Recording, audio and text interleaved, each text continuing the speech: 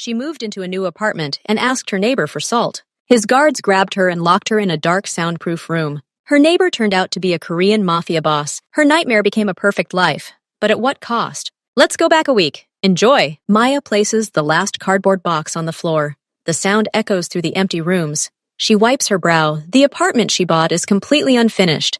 The old wallpaper is peeling off the walls, the floor creaks. But this is her space, her first real home. She looks at the pile of the boxes and feels a mixture of fatigue and relief. Finally, she can start over. She begins unpacking. An hour passes. Maya decides to take out the trash, rags of old wallpaper and dust. As she steps out into the entryway, she notices the neighboring door across the street. It's very different from the others. The door looks new, very sturdy, and perfectly clean. Two men stand next to it. They don't speak, just stand silently on either side of the door. Their faces are calm, but their eyes watch her carefully as she passes by toward the stairs. They seem wary, like guards. There's no threat in them, just complete readiness. Maya quickly goes back into her apartment. Strange neighbors, she thinks, but perhaps it's none of her business. By evening, Maya is hungry. She finds a saucepan and decides to make some simple pasta. She turns on the burner and puts on some water. Then she searches through the grocery boxes for salt. Theo rummages through the bags. Rice, pasta, a jar of sauce. There's no salt. She clearly remembers forgetting to buy it at the store. Maya sighs. Without salt, it will be impossible to eat. She looks at her food, then at the door. She doesn't want to go to the store. She thinks about the neighbors across the street. Maybe she should just ask for some? It's normal, people do that. She hesitates for a moment, remembering the serious men at that door. But it's just salt. What could go wrong? Maya steps out into the entryway. The light is dim. She approaches the next door. The men are currently away. She takes a deep breath and raps her knuckles on the sturdy wooden door. The knocking seems too loud in the quiet of the entryway. A few seconds pass. Maya is about to turn around and leave, assuming the neighbors aren't home. But then she hears the click of the interior lock. The massive door doesn't open all the way, just shoulder width. Standing in the doorway is one of the men she's seen before. His face is expressionless. He looks at her with an appraising, cold gaze. Excuse me, Maya begins, feeling suddenly awkward. I'm your new neighbor from the apartment across the street. I forgot to buy salt. Could I borrow some? The man doesn't answer. He looks at her, then quickly glances past her into the entryway. His eyes return to her again. He seems to be deciding something in his mind. Wait, he says briefly and quietly, addressing not her but someone inside the apartment. His voice is low and even. The door opens wider. Maya sees part of the hallway, spacious, with parquet floors, and a minimalist dark console. A second man, equally unperturbed, emerges from the depths of the apartment. The first gives him a barely perceptible nod. Suddenly, everything happens very quickly. The second man steps out into the entryway. His movements are precise and swift. In one smooth motion, he grabs Maya's arm above the elbow. His grip is as firm as steel. Maya doesn't even have time to process what's happening. Hey! What are you? She blurts out. The first man follows. He blocks her from the other side. His hand lands on her shoulder. They don't hurt her, but their power is absolute. Maya can't move. Quiet, says the man holding her hand. His voice doesn't rise, but it carries an unshakable command. They easily guide her forward, over the threshold, into the apartment. The door immediately closes behind them with a dull, quiet click. Maya tries to pull away, but it's useless. Her heart is pounding so hard she can hear it in her ears. Terror, cold and sharp, fills her. What are you doing? I just asked for salt. Her voice sounds high-pitched and frightened in the spacious, almost empty hallway. They don't listen to her. The men lead her down the hallway. They pass an open door into a large living room with a panoramic window. But Maya is turned in the opposite direction, down a narrow side corridor. One of the men opens an inconspicuous door. Beyond it lies complete darkness. Maya is led inside. The room is small, windowless. The air is still and cool. The only sound is the muffled hum of her own breathing. The walls seem to absorb any noise. When she takes a step, the sound of her footsteps is immediately silenced. They let her go. Maya instinctively steps back until her back hits the wall. She can't see anything. What's here? Why did you bring me here? She tries to speak firmly, but there's a tremor in her voice. The light in the hallway goes out. Now it's completely dark. Only the silhouette of one of the men is visible in the doorway. Next time, his voice says from the darkness. It sounds cold and even, without malice, but without a shred of sympathy either. You'll think twice before knocking on that door, understood? Maya is silent, paralyzed by fear. She only nods in the darkness, realizing he can't see her anyway. I said, do you understand? The voice repeats the question, becoming a little firmer. Yes, she breathes out. Fine. The silhouette retreats. The door closes. Maya hears the quiet but distinct sound of a key turning in the lock from the outside. Now she's alone. In complete oppressive silence and darkness, she slowly slides down the wall to the floor, hugging her knees. Her thoughts are racing. What is this place? Who are these people? She just wanted Salt. The absurdity of the situation doesn't make it any less terrifying. She closes her eyes, although it changes nothing, and tries to breathe deeply, but the air feels thick. She listens. No sound. Only the beating of her own heart. She doesn't know how much time has passed. Minutes? Hours? She only knows that never in her life has she felt so helpless and so stupid over such a small, mundane request.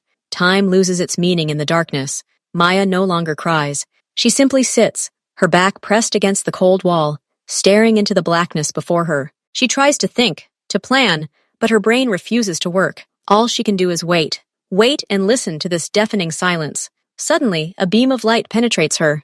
The door opens. The light from the hallway hurts her eyes, and Maya closes her eyes. A tall male silhouette is visible in the doorway. He steps inside, and the light dims again. But now the room is no longer dark. The man turns to the wall next to the door, his attention focused on something else. He doesn't even look into the room. Maya, blinded by the light, squints and can't make out his face. All she sees is his neatly coiffed dark hair and an expensive, perfectly tailored dark suit. He moves confidently, without fuss. He opens a small metal cabinet, almost invisible in the wall, which Maya hadn't noticed in the darkness. He takes out a folder of papers from there, and only now, as he closes the locker door, does he look up and notice her. He freezes.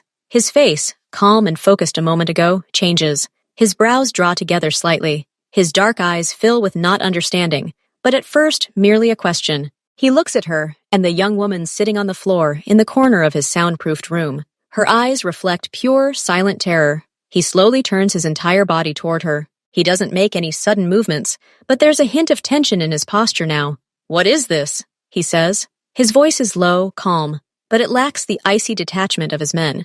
There's a cold, businesslike bewilderment here. Who are you? And what are you doing in here? Maya opens her mouth, but at first, only a ragged sigh comes out. She tries to stand, but her legs feel like cotton wool. She braces herself with her hand against the wall. I'm your neighbor, she finally manages to say. Her voice is hoarse and barely audible. She takes a breath. From the apartment across the street. I just moved in today. The man looks at her silently, his face a mask behind which his thoughts are working quickly. Maya tries to speak more clearly, but the words come out choppy. I needed some salt to cook dinner. I knocked on your door to ask, and those men, they grabbed me and brought me here. They told me not to knock anymore. She says the last sentence, almost in a whisper, and her eyes again fill with moisture from humiliation and fear. And then the man's expression changes completely. Instant understanding. Not anger, not irritation. At first, something like sharp annoyance, a quick assessment of the situation. His gaze glides over her face, her simple house clothes, her trembling hands, incapable of causing harm. He sees not an intruder, not a spy, not a threat. He sees a frightened girl who asked for salt. His jaw clenches slightly. He looks away from her and turns sharply toward the door, his movements now filled with a quiet yet absolute authority. Jong-ho! His voice rings out in the small room, no longer a question, but a command. The door immediately swings open. One of the men who grabbed Maya appears on the threshold. He stands at attention, his face attentive and blank. Boss? What is this? Taehyung makes a short gesture towards Maya. His tone is icy. Explain. Quickly! The guard glances quickly at Maya, then looks ahead again. She was knocking on the door. We carried out standard isolation procedures for unidentified persons. We didn't know... Taehyung interrupts. His words fall like stones. Salt, Junho. She's the new neighbor. You locked the neighbor in the pantry who asked for salt. For the first time, a crack appears on the guard's face. A slight, almost invisible hesitation. We had to ensure security. Taehyung looks at him for a few seconds. The silence weighs more heavily than any words. Then he turns away, as if from something insignificant. This is a failure. Rude and stupid. Let her out. Now, he says quietly, but in such a way that his words leave no room for argument. And take her to the living room. Politely. Understood? Understood, boss, the guard immediately replies. He steps into the room, but no longer with the same steely confidence. His movements are now cautious. Taehyung looks back at Maya, who's still pressed against the wall, watching the scene with wide eyes. His gaze is different now. There's still a sternness there, but something else has emerged. A confused, almost awkward determination to make things right. He doesn't apologize to her out loud. Not now, but he's made it clear there was a mistake, and he's fixing it. Jung-ho gestures for Maya to leave the room. His movements are now formal and polite, but there's no warmth in them. Maya, still trembling, walks past him into the hallway. The light here seems too bright. She walks, almost numb, and returns to the spacious hallway. She stops in the middle of the room, unsure what to do next. Her hands instinctively wrap around her shoulders. Taehyung follows. He pauses for a second, giving Junho a quiet, short order that Maya doesn't catch. The guard nods and disappears into the depths of the apartment, leaving them alone. Silence falls. It's thick and awkward. Maya stands, staring at the floor, at the perfectly polished parquet. She hears Taehyung approaching, but doesn't look at him. Her thoughts are jumbled. She wants to go home, through her own door, but her body feels frozen. Taehyung stops 2 steps away from her. He doesn't try to come closer. He folds his hands behind his back. His posture is more businesslike than threatening. "My name is Kim Taehyung," he says finally. His voice is still even, but now there's a hint of softening in it. "I own this apartment." Maya slowly looks up at him. In the bright light, she sees him more clearly. He's about 30. His features are clear, composed. He doesn't look angry. He looks like a man solving a complex problem. "Maya," she introduces herself quietly. "Maya Jones." "Maya," he repeats, nodding. He pauses briefly, as if choosing his words. "What happened was an unacceptable mistake. My people were overzealous. They shouldn't have treated you like that. I apologize." He says it directly, without unnecessary emotion, as a statement of fact. The apology sounds sincere, but also formal. Maya nods silently. She doesn't know what to say. "It's okay" would be a lie. It was scary. Taehyung watches her. He sees how tense she still is, how her eyes dart to the door. He understands that a simple apology isn't enough. This isn't a business failure. It's a personal, stupid oversight that affected an innocent person, and that person is now standing in his hallway, terrified to the core. "I understand that an apology can't erase what happened," he continues, his voice a little quieter, but not softer. "There's determination in it. So I want to make it right. Name any compensation, anything I can do for you. I will do it." He says this with complete seriousness. There's no playfulness or exaggeration in his gaze. He looks at her, expecting an answer, as if she could ask for anything, from a new car to him firing those security guards. For him, this isn't a gesture of politeness. It's a duty. Maya freezes. His offer hangs in the air, too grandiose to comprehend immediately. "Anything." The words swirl in her head, mingling with the remnants of fear and the absurdity of the whole situation. She doesn't want money. The thought of money seems dirty after all this. She needs something else, something that will give her back a sense of control, the security of her own home. Her gaze involuntarily glides past him, across the hallway, toward the door, beyond which lies her own squalid apartment with peeling wallpaper, and the words escape her before she has time to think them through, dictated by fatigue, stress, and a stupid, childish resentment. "Okay," she breathes out. "Then, do some renovations. In my apartment." She says this, and immediately feels her face burn. It sounds so petty, so stupid. After everything she's been through, she's asking for plaster and paint. She expects to see amusement, irritation, or at best, bewilderment on his face. She braces herself for his indignation. "Are you serious? Over something so trivial?" But Taehyung doesn't wince. He doesn't even look surprised. He tilts his head slightly, as if considering her request from a practical standpoint. His gaze becomes appraising, but not judgmental. "Repairs," he repeats, just to clarify. "Yes," Maya nods, already regretting her words, but it's too late to back out. "Everything's old, the wallpaper is peeling. I just bought it and, yes, renovating." Taehyung looks at her for a few more seconds. Then his face relaxes for a moment, taking on an expression of light, almost invisible, businesslike satisfaction. The problem has a simple and clear solution. "That's good." "Okay," he says simply, in one word. "It will be done." He says it as easily as if she were asking for a glass of water. No arguments, no questions about budget or scope. Just, okay. For him, it's not a problem. Just a task that can be delegated to someone else. A trifle. Maya simply looks at him, incredulous at such simplicity. All the menacing aura, all the tension of the last hour seems to dissolve in this ordinary agreement. He doesn't become indignant. For him, it's truly a trifle. The door to her apartment closes with a dull click. Maya leans her back against it and closes her eyes. The silence of her own, albeit wretched, space now seems the most precious thing in the world. She slowly sinks to the floor, hugging her knees. The adrenaline fades, leaving behind an emptiness and a slight tremor in her hands. She thinks about his words. Okay, it will be done. Simple and clear. But now, away from his direct gaze and the tense atmosphere of that apartment, doubts overwhelm her. Who is this man? What kind of people have soundproofed rooms and security guards who snatch their neighbors for salt? Would such a person undertake minor repairs? Perhaps he simply said this to get rid of her quickly. Or worse, is this some kind of strange game? Maya squeezes her eyes shut. No, he seemed sincere in his desire to make amends, but anything is just a figure of speech. Maya, in her pajamas, her eyes bleary, peers through the peephole. 3 men in clean, identical gray work clothes stand in the entryway. Behind them are neat stacks of materials, wrapped in plastic, drywall sheets, bags of mix, boxes. She opens the door, but not all the way. Good morning, says one of them, the eldest. He nods slightly. Miss Jones? We've been tasked with renovating your apartment. We're ready to begin whenever it's convenient for you. Maya steps back silently, letting them in. She can't believe her eyes. Workers are bringing in materials. They move quietly and efficiently. The foreman, whose name is Elle, briefly discusses the plan with her. What she'd like to change, what colors she prefers. He asks clear, to-the-point questions, offering options. Half an hour later, they begin work. Everything happens with dizzying speed. Furniture is carefully moved and covered with thick plastic. Old wallpaper is peeled off. The steady hum of a sander and the smell of dust and fresh primer can be heard. The workers don't chat, don't smoke in the entryway, and don't take breaks every half hour. It's like a well-oiled machine.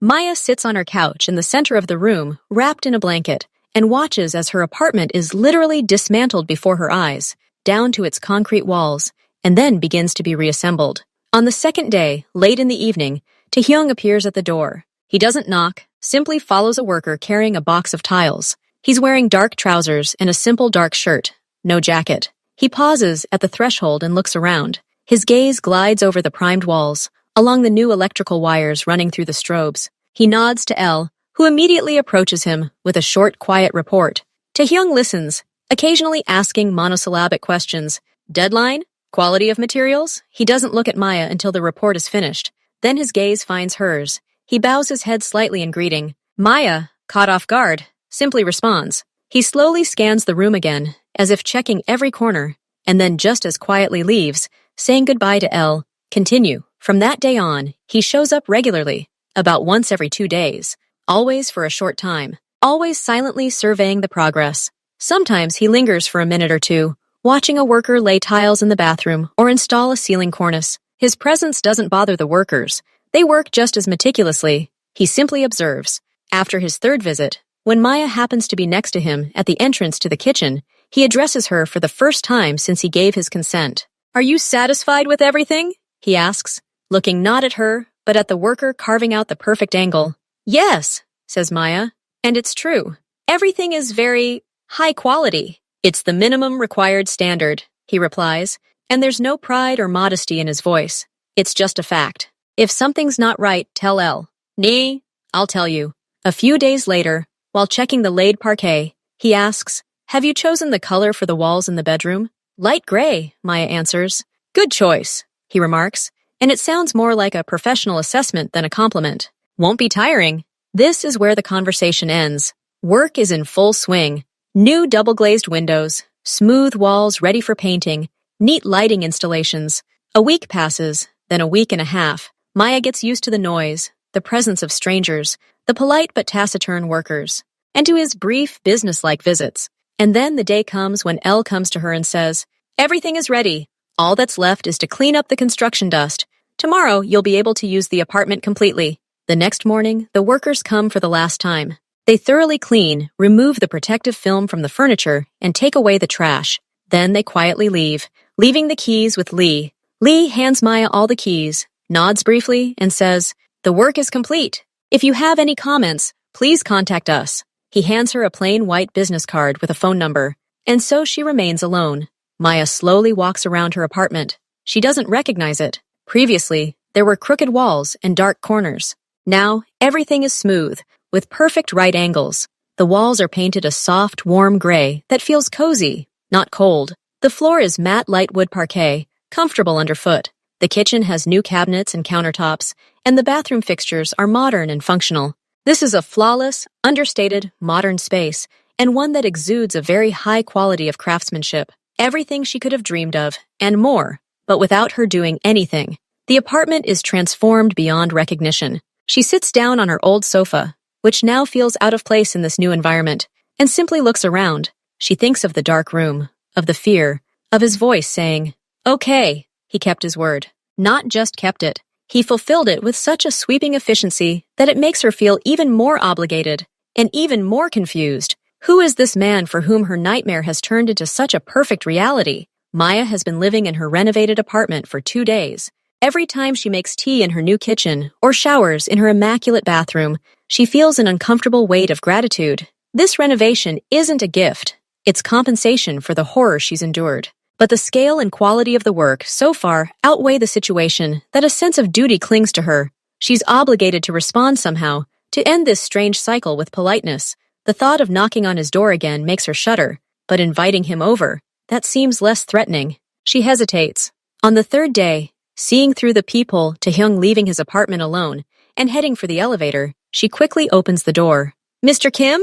Her voice sounds a little louder than she intended. He stops and turns around, his expression neutral and attentive as always. "I'd like to invite you for tea, as a token of gratitude for the repairs," Maya says, choosing her words carefully. "If you have time, of course." Taehyung looks at her for a few seconds. He seems a little surprised. He doesn't answer right away, weighing the offer. "Okay," he finally says. "This evening after 7 will be convenient for me." After 7. Great, Maya nods.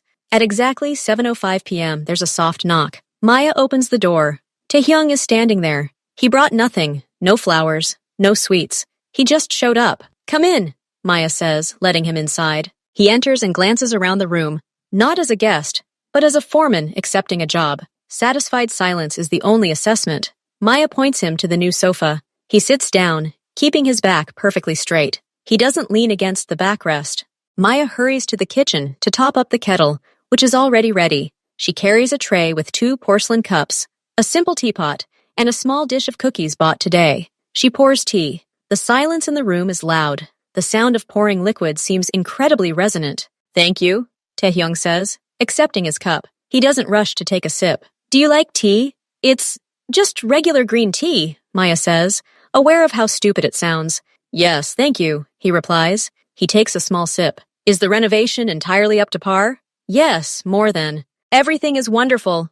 "This is good." The pause lengthens again. Maya takes a bite of her cookie, even though she doesn't want to eat it. Taehyung doesn't touch his food. "Have you lived in this house for a long time?" She tries to start some kind of conversation. "Several years," he answers laconically. "And well, you know." "Yes." He puts the cup on the table. The tea is almost untouched. "Are you busy with anything?" he asks politely, but the question sounds like part of a questionnaire. "I'm a graphic designer. I work remotely." He nods, as if making a mental note. No further questions. After 15 minutes, which feel like an hour, he looks at his wristwatch. Simple but expensive. "I have to go. I have a meeting," he says, standing up. His movements are still silent and precise. "Thank you for the tea." "Thank you for coming," Maya replies, standing up. He nods goodbye and leaves. The door closes. Maya looks at 2 full cups of tea and untouched cookies. The tea party had been conducted with strict formality. He had performed the social ritual of accepting her gratitude. Nothing more, nothing less. The awkwardness hadn't disappeared. It had simply changed form. Now it was a quiet, mutual awareness of each other's existence, separated by a perfectly finished renovation and 15 minutes of heavy silence. A few days later, Maya goes to a small supermarket 2 blocks from her home. She's shopping, lost in thought. At the checkout, as she places her bag on the conveyor belt, she notices a familiar profile at the checkout counter next to her. Taehyung. He's standing in line with a shopping cart. It contains a package of rice, a bottle of oil, and a few cans of beans. He's dressed in simple dark jeans and a gray turtleneck. He stares at the checkout screen, waiting for the elderly woman in front of him to check out. He looks ordinary. Not the domineering man from the apartment with the security guards. He looks like just a lonely man shopping. He notices her glance and nods slightly, his expression unchanged. Maya nods quickly in response and becomes absorbed in examining the yogurt container in her hand. When she looks again, he's already paid in cash, puts the groceries in a simple canvas bag, and walks out without looking back. This encounter, so mundane, confuses her even more. That evening, Maya returns from the gym. She's tired, her headphones in. The light in the entryway is dim. She approaches the elevator and presses the button. "Hey, beauty, wait!" A rough male voice sounds behind her. Maya turns around. 2 young men are walking toward her. They look tipsy. One of them, wearing a sports jacket, is smirking. "An elevator, you say? We're going there too. It's more fun together, right?" he says, moving too close. He smells of alcohol. Maya takes off her headphones. "I don't know you. Now let's get acquainted," the second guy says, blocking her path to the stairs. They're not aggressive, but they're persistent, and clearly not going to back down. Maya feels a chill run down her spine. She clutches the key in her jacket pocket. Taehyung enters the building from the street. He's holding his car keys. He takes in the scene. Maya pressed against the wall by the elevator, and 2 guys standing too close to her. His expression doesn't change. He simply walks toward them, as if heading for the mailboxes. One of the boys turns around at the sound of footsteps. Seeing Taehyung, he snorts. "Ciao, Grandpa, don't bother me." Taehyung stops a meter away from them. He doesn't look at Maya. His gaze glides over the young men's faces. He says nothing. He simply stands. His silence, his straight, unperturbed posture, his very appearance, pure, cold confidence, are more powerful than any words. The smirk on the first guy's face slowly fades. "What are you staring at?" the second one tries to say, but his voice no longer has the same impudence. Taehyung slowly shifts his gaze from one to the other, his face a stony mask. He takes one small step forward. "That's enough." The guy in the jacket mutters, "Okay, let's go. We're the only idiots here." They give Taehyung one last look, step back, and trying to take their time, head back out into the street. Taehyung watches them until the door closes. Then he turns to Maya. His face still expresses nothing special, just a slight concern, like that of a man who has chased away pesky dogs. "Is everything okay?" he asks in an even voice. "Yes," Maya breathes out, feeling the trembling leave her. "Thank you." He nods. The elevator just arrives. The doors open. "After you," he says, letting her through. They ride upstairs in silence. He gets off at his own pace, nods briefly again, and goes to his door. After this incident, Maya begins to notice strange things. The next morning, when she goes out, she sees an elderly man sitting in the entryway with his dog. He's peacefully reading a newspaper on a bench. She'd seen him a couple of times before, but now he's there every day, at the same time. He never looks at her directly, but his presence is constant. One evening, she's walking home from the movies.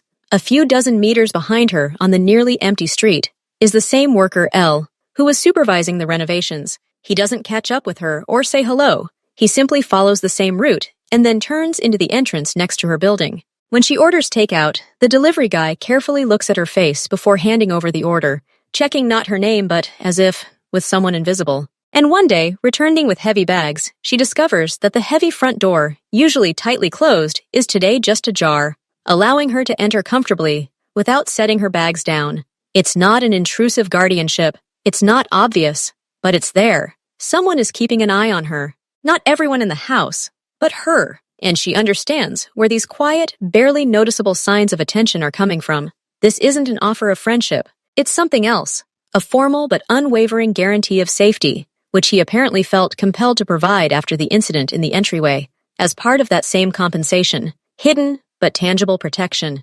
A week after the incident in the entryway, when Maya returns home, she notices a neat cardboard box with perforations at her door. It has no markings, only her name, handwritten in a clear hand. She carefully carries the box inside. Inside, nestled in soft paper shavings, sits a plant in a simple ceramic pot. It's not a flower. It has dark green, almost black, narrow, long leaves with a velvety surface, gathered into a tight rosette. It has a stark, almost graphic appearance. A small white card is attached to it.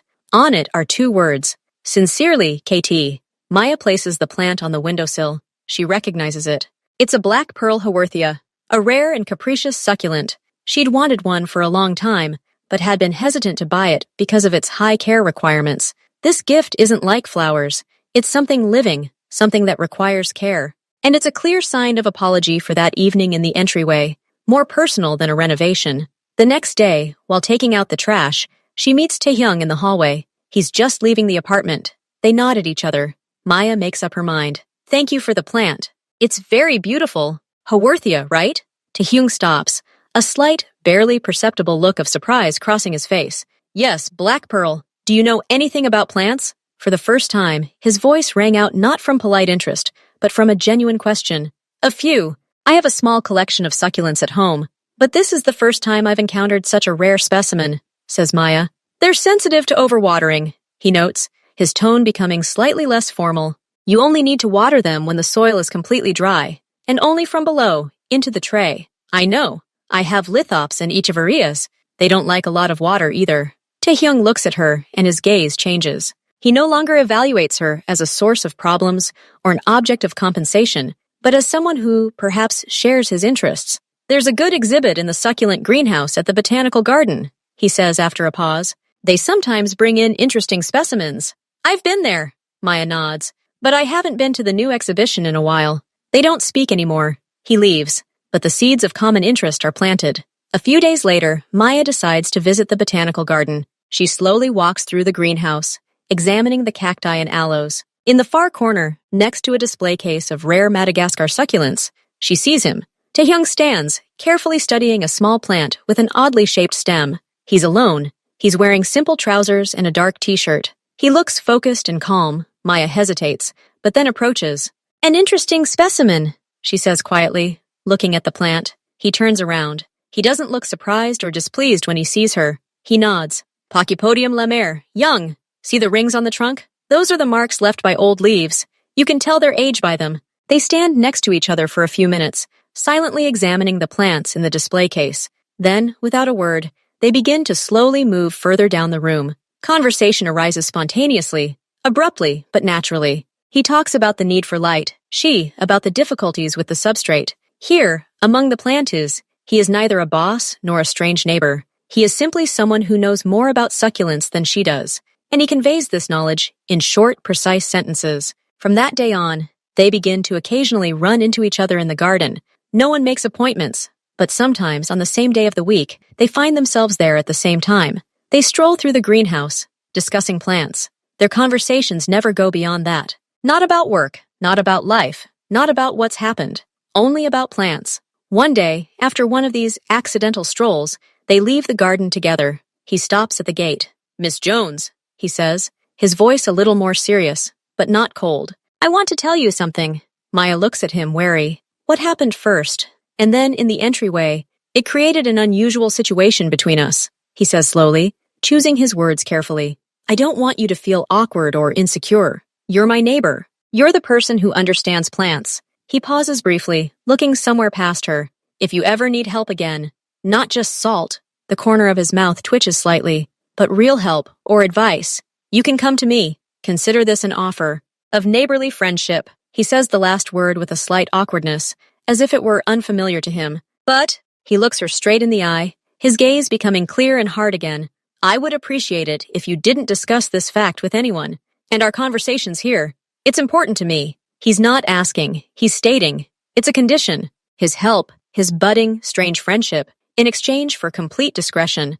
It's the price for access to his attention. Maya understands. She nods. She senses no threat in his words, only clear boundaries. Okay, she says. I understand. And thank you. He responds with a slight nod. The offer has been made. The terms have been stated. Now it all depends on whether she'll ever be willing and able to take advantage of it. The weeks pass quietly. Maya works, tends to the plants, and occasionally sees Taehyung in the botanical garden. Their silent agreement seems to be working. She feels safe, but doesn't feel pressured. Everything changes on Saturday morning. There's a persistent, rude knock on the door. Maya, expecting a delivery, opens it without looking through the peephole. Standing there is David, her ex-boyfriend. He looks the same as he did 6 months ago when they broke up. A confident smile, a slightly wrinkled shirt. Surprise, he says, trying to peer past her into the apartment. I was in town and decided to visit my girl. I'm not your girl, David. And I wasn't expecting you, Maya replies coldly, trying to close the door. He braces his foot against the doorway. Hey, don't be like that. I just came by to say hi. Want to buy me a coffee? His tone is playful, but his eyes are stubborn. No, I need to work. Please go away. Oh, I'll just be 5 minutes. Show me how you've settled in here. I heard you bought an apartment. He easily pushes the door open and walks into the hallway, as if it were his right. Maya feels a familiar irritation mixed with helplessness. David was always like this. He couldn't take the word no. He paces the living room, examining the renovations, making comments. She asks him to leave. He ignores her. She says she'll call the police. He laughs, saying they're old friends, and he's not doing anything wrong. He just came in for a chat, but he doesn't leave. An hour passes. He settles down on the couch and turns on the TV without asking. Maya retreats to the bedroom and locks the door. She doesn't know what to do. The thought of calling the police seems overwhelming, but she can't stand him anymore. And then she remembers another offer of help. She doesn't call Taehyung. She simply leaves the bedroom, walks past a grinning David, goes out into the entryway, and knocks on the familiar door. This time, she knocks confidently. Jung-ho opens the door. He recognizes her and silently steps aside, letting her in. Taehyung is standing in the living room, talking on the phone. Upon seeing her, he immediately ends the call. I have a problem, Maya says bluntly, without preamble. I have an unwanted guest in my apartment, my ex. He doesn't want to leave. I don't know what to do. Taehyung listens, his expression unchanging. He nods once. I understand. Go back to your place. This will be resolved. His calm is infectious. Maya nods and leaves. She returns to her apartment. David is still sitting on the couch. Who are you visiting? He asks sarcastically. Maya doesn't answer. She goes into the kitchen and starts washing the dishes, ignoring him. 10 minutes pass. There's a knock on the door. Smooth and polite, Maya opens it. Two men in dark business suits stand on the threshold. They're not Jung-ho, but they look just as serious and professional. Miss Jones? One of them says. His voice is quiet and polite. We're from building security. We've received information about an uninvited guest violating the rules of the house.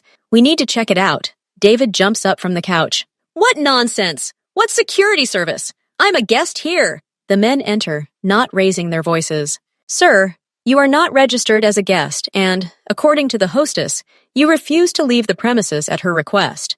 This is considered a violation.